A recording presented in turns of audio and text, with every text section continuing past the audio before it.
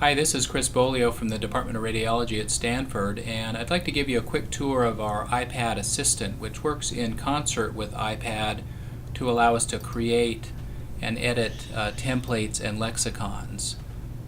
What I'll do is open up a recently used template, and basically what this shows is a set of windows that demonstrate what template is being used and the subcomponents and valid terms in the template.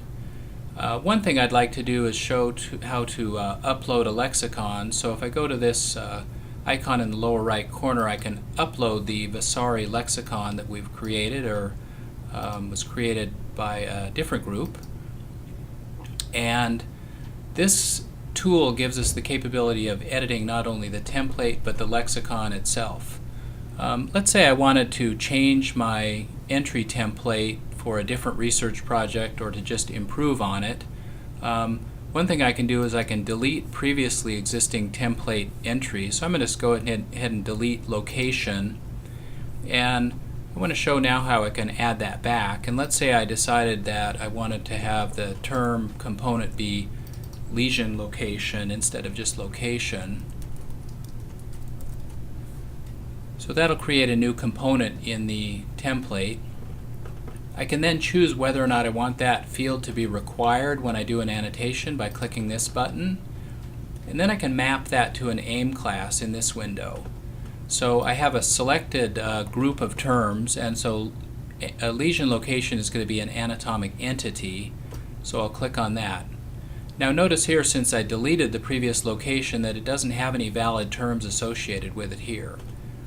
But by going down to the lexicon or by searching through the lexicon with this window, I can choose terms that are appropriate for lesion location, like the lobes of the brain, so frontal lobe, temporal lobe, etc. Those terms are then associated with an ID value and whether or not they're required or whether or not they have child terms here. And that allows me to pretty easily edit and create a new template for my research project. In addition to template editing, it's also possible to edit the lexicon. Before I show that, what I'd like to show is that I can upload lexicons from different sources. So this was if I had wanted to, I could choose the file that was associated with the Radlex template, and that would bring Radlex in and allow me to enter valid terms from Radlex in the valid term location.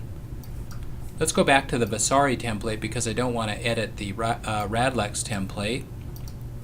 And I'll open Vasari again. Then I go to the lexicons window here, and it shows me that I've got the Vasari lexicon. And then I can open up the terms in the Vasari lexicon, which have unique identifiers that help map to the specific terms in the database. And any of these I could add or subtract or edit the terminology in these and then save that lexicon file to be used for later purposes. So in summary, the iPad Assistant is a helper file or helper application that goes with iPad to allow extension of the tool to different imaging domains or to different clinical or research projects to make it easy for new users to create templates and lexicons for their purposes.